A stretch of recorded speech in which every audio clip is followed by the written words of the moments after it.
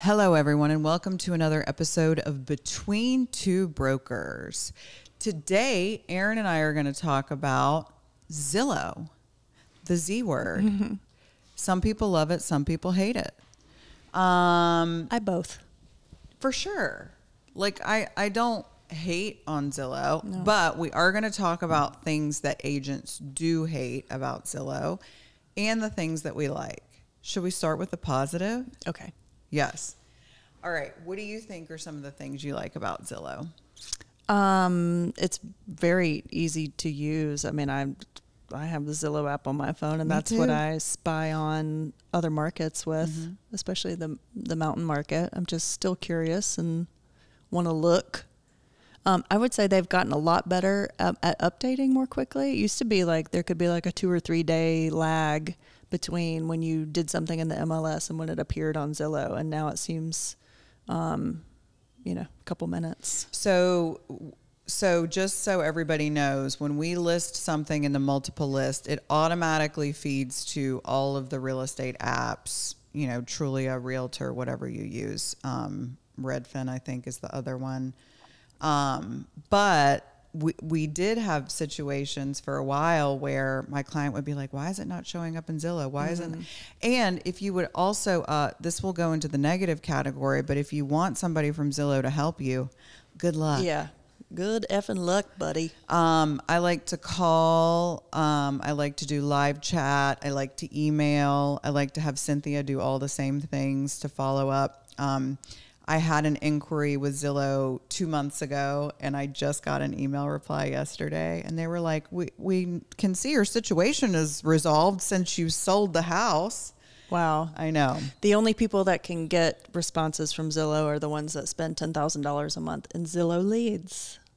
Well, and $10,000 a month. Okay, so they have these agents called Premier Agents. And so those, when you go on to a Zillow app and you see agents, those are people who pay to be there. It's definitely a pay to play. And I also want to be very careful about what I say. You can find a good agent on Zillow. Yeah. Okay. It's not like every single agent that advertises on there is terrible, but you could have that. So same thing, Erin, when I'm traveling and I'm very curious about real estate, I love looking on Zillow. I was also, trying to go to open houses in a different market, and they had all the open houses listed there. It was super user friendly. So I love it because my clients can see all types of things and it begins a conversation. So anytime I have a buyer that's coming into the market, I encourage them to use the apps. And then I tell them to send what they like to me so I can see it, so I can get a better feel for what they want. Because a lot of the times when they first call me, they really don't know what they want. They're considering a lot of different things.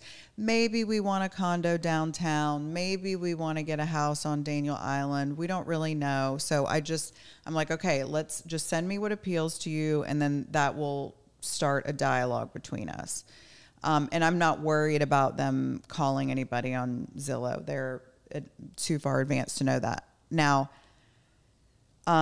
this is going to go. Okay, so let's keep going about the good. So just really good information about what's available for sale.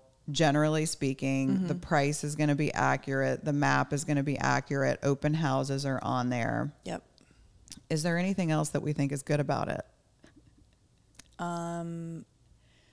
I think they're improving, just like I said, the time it takes to update. I think their estimates are also getting a little bit better, but I'm sure that we'll be talking about estimates later in this episode. Yes, I wanted to conclude with estimates. Yeah. Okay. Well, short list for the positives.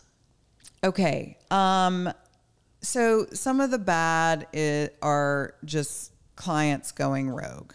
Okay. So number one, because they have all of this information, then I think that they feel like they're an expert and that they can start navigating the real estate market on their own.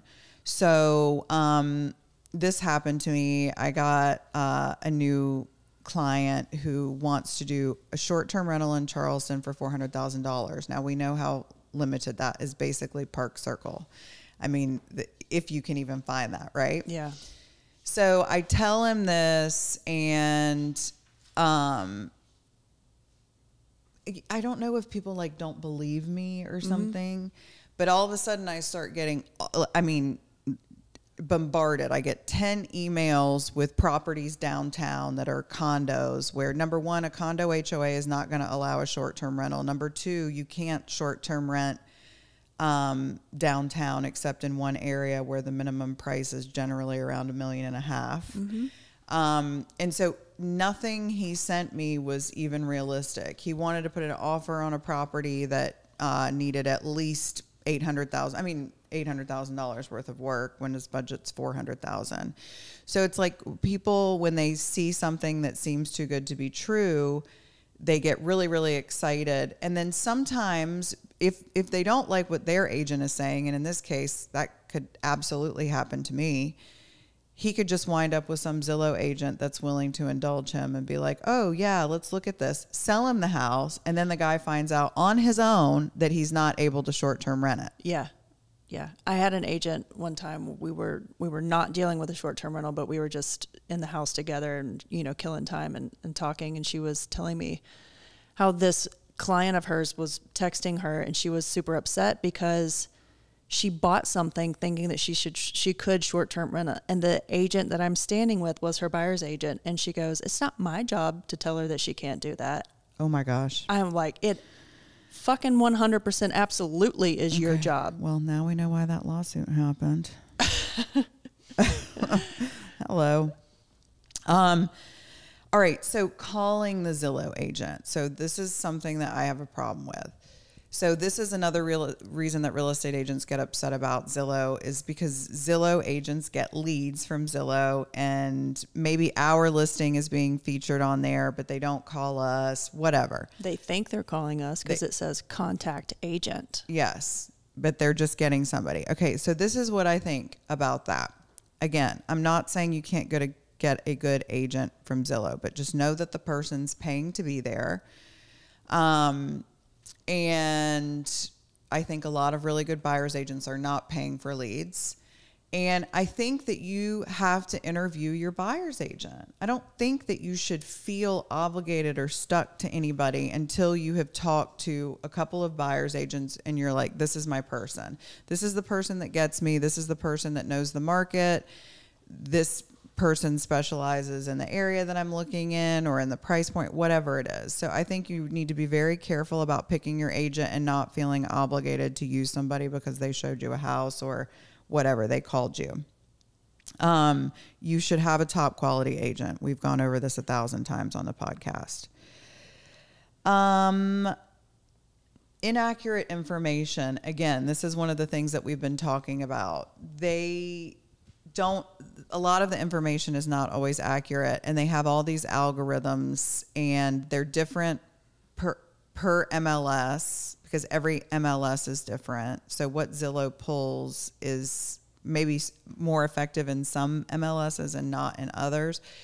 But my clients got really upset because, I'm listing all of the features of a home that they wanted to talk about, all of the improvements they made, and what Zillow was pulling up instead of pool or, gourmet kitchen. Yes. Yeah. Was like Ring doorbell, new garage door openers. Yeah. This is what's featured at the top of the listing.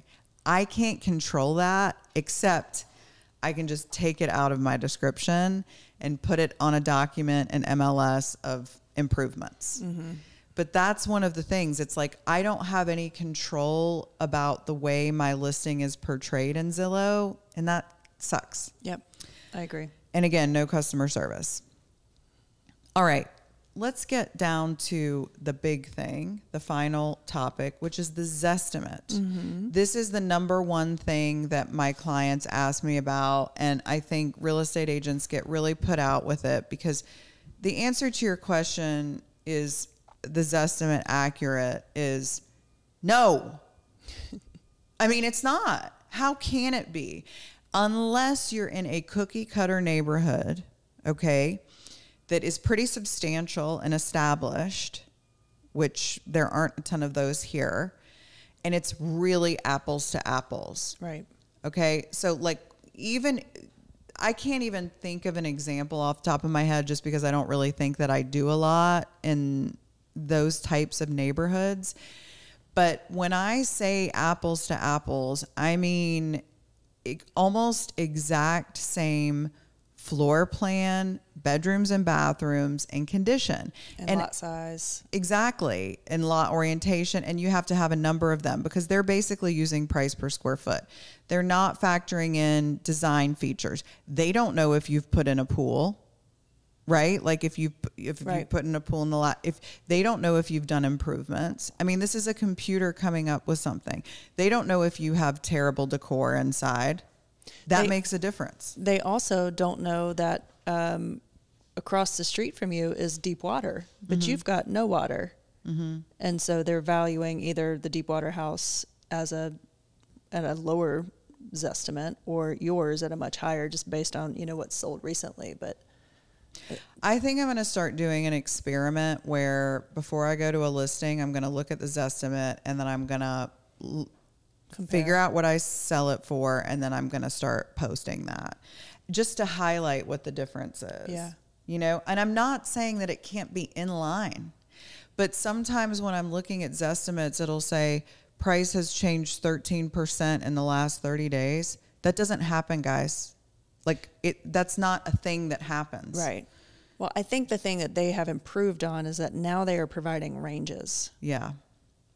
And generally speaking, that's a good way for them to cover their ass. You're probably in the range. Yeah. But if the range is 700 to $1 million, are you 700 or are you $1 million? Yeah, it's a big difference. Yeah.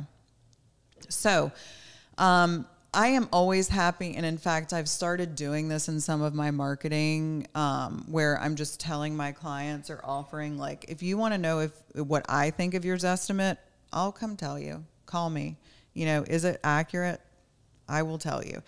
But and I also have clients, recently I have a new client and he has kept asking me about what his home is worth. And I keep saying, I am not going to tell you anything until I see it.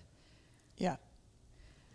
Even so, and even when I go see something, I don't always know what a buyer is willing to pay for it. Sometimes if I can tell my client wants top dollar and they want to try a price, fine. But I don't always know what a buyer is willing to pay for it. If it's a unique property, if I don't have anything to compare it to, which is more common than you might think. Again, if you're selling in one neighborhood and really focusing on that, that's pretty easy. But that's not always the case in Charleston. We have all kinds of different markets and if you're on one side of the street or the other or whatever. So that's our little, spiel on Zillow. We don't think that it's terrible. We like it. We use it as a tool with our buyers, but it doesn't replace the value of and knowledge of a good agent. It's flawed. Yes. You've got to talk to your agent about the information that you see in Zillow. They're going to be able to tell you what's accurate and not. Anyway, that concludes our Z Word pod. Thank you so much for tuning in. Don't forget to rate, review, and subscribe. Find us at @Between Two Brokers on Instagram and @Smith Spencer Real Estate. We will see you next time.